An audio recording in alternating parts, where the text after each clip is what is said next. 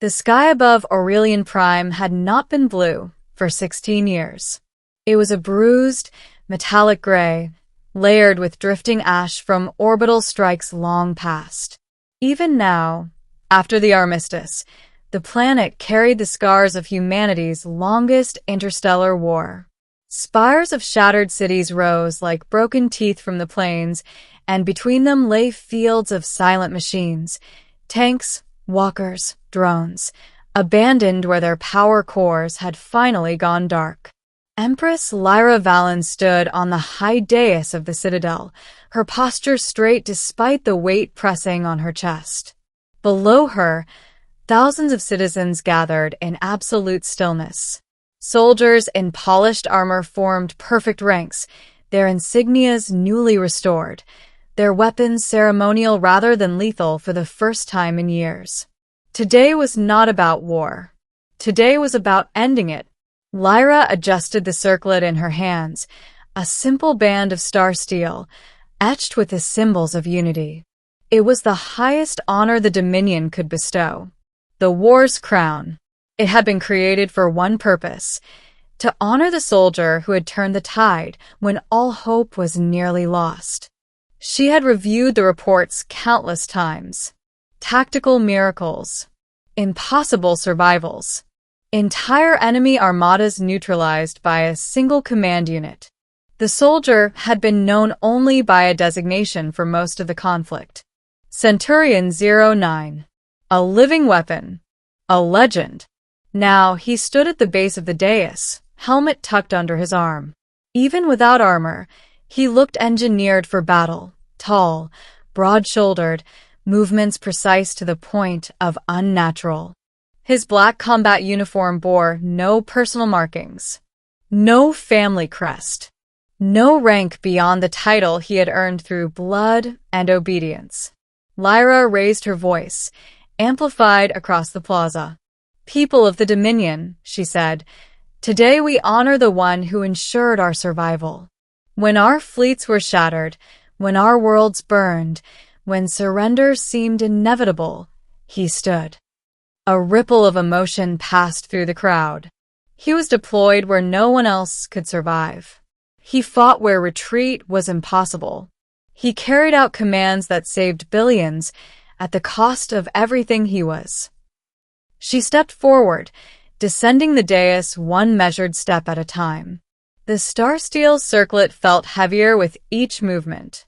"Centurion 09, she said, stopping before him. "By decree of the High Council and the unified worlds, I crown you defender of the Dominion." He knelt immediately, head bowed, eyes fixed on the stone beneath them. Lyra lifted the circlet and froze. For the first time since she had met him, since the first briefing hollow had flickered to life years ago, she truly looked at his face. Not the soldier. The man. His hair was dark, cropped short in regulation style, but there was a familiar stubborn wave at the front she remembered all too well. His jawline, sharpened by age and discipline, still held the same structure as the boy who used to grin at her across the academy courtyard. And when he lifted his eyes, just slightly, instinctively, as if sensing hesitation, her breath caught. Gray eyes. Not the cold, artificial stare of a genetically optimized soldier, but warm, human, haunted. The world seemed to tilt. "No," Lyra whispered, so softly no one else could hear. Centurion 09 stiffened. She lowered the circlet slowly, her hands trembling now despite years of training in emotional control. "What is your name?" she asked, breaking protocol. A murmur rippled through the crowd. The soldier hesitated. That alone was unprecedented. "My designation is..." "Your name," Lyra said sharply, her voice cracking through the amplification field. Silence fell like a blade. Finally he spoke. "Elias." The sound of it struck her like a physical blow. Elias Valen. Her brother. The plaza vanished from Lyra's awareness, replaced by memories she had buried beneath duty and grief. Two children racing through marble halls. A boy promising he would always protect her. A final transmission from a transport ship destroyed during the first year of the war, declared lost with all hands. Declared dead. You were taken, she whispered. The transport, it was destroyed. Elias swallowed. It was intercepted, he said quietly. By the enemy. By our own allies too later. The Centurion program recovered survivors. Children. They said it was an honor. Lyra's fingers clenched around the circlet. The Centurion program. Classified. Rumored. Denied in public sessions. Child soldiers. Enhanced through neural grafts and genetic rewrites. Stripped of names. Turned into assets. She had signed military budgets that funded it. You were 9, she said. Yes, Your Majesty. The title cut deeper than any blade. The crowd was beginning to sense something was wrong. Officers exchanged uneasy glances. The High Council members seated behind Lyra leaned forward, whispering urgently. Protocol demanded she finish the ceremony. Her heart demanded she stop everything. You recognized me, Elias said softly. Didn't you? Lyra nodded, tears burning at the corners of her eyes. I should have sooner. I didn't let myself remember, he admitted. They trained us not to. But when I heard your voice for the first time, years ago, something broke through. The greatest soldier in the Dominion trembled. They told us we were made for war, Elias continued. That peace would never come. That we were necessary monsters. Lyra stepped closer, lowering her voice so only he could hear.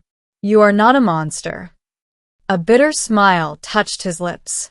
I've killed more beings than I can count. So have I, she said. With my orders. With my silence. The High Chancellor stood abruptly. Your Majesty, he called. The ceremony must proceed. Lyra straightened. In that moment, she made a choice that would redefine history. She raised the circlet, not to place it upon Elias's head, but to hold it high for all to see. People of the Dominion, she said, her voice steady and clear. You have been told this war was won by sacrifice, by courage, by strength. She looked down at Elias. You were not told the cost. Gasps spread as she continued. This soldier was taken as a child, stripped of his name, used as a weapon. He is not alone. Thousands like him were forged in secrecy while we looked away. The plaza erupted into chaos, shouts, protests, stunned silence. Lyra placed the circlet into Elias's hands instead of crowning him. I will not honor the war, she declared. I will honor the truth. She turned to the council. Effective immediately, the Centurion program is dissolved. All surviving soldiers will be granted full citizenship, medical restoration, and the right to choose their futures. This is treason, the Chancellor shouted. No, Lyra said coldly. This is justice. Security forces hesitated, torn between command and conscience. The crowd, once obedient, began to cheer. Elias stared at the circlet in his hands. What do I do now? He asked, quietly, like the boy he once was. Lyra stepped down from the dais and embraced him. You live, she said, as my brother, as yourself. Weeks later, the sky over Aurelian Prime began to change. Ash clouds thinned. Reconstruction fleets arrived. Memorials replaced weapon factories. Elias stood on a balcony overlooking the city, no armor, no designation. Just a man learning how to exist without orders. Lyra joined him, the wind carrying the scent of rain, a sound the planet had not heard in years. They want you to lead the Restoration Guard, she said. He shook his head. I've led enough soldiers. She smiled softly. Then what will you do? Elias looked out at the horizon. Find the others, he said. Help them remember who they were. Lyra placed a hand on his shoulder. For the first time since the war began, the future felt unwritten.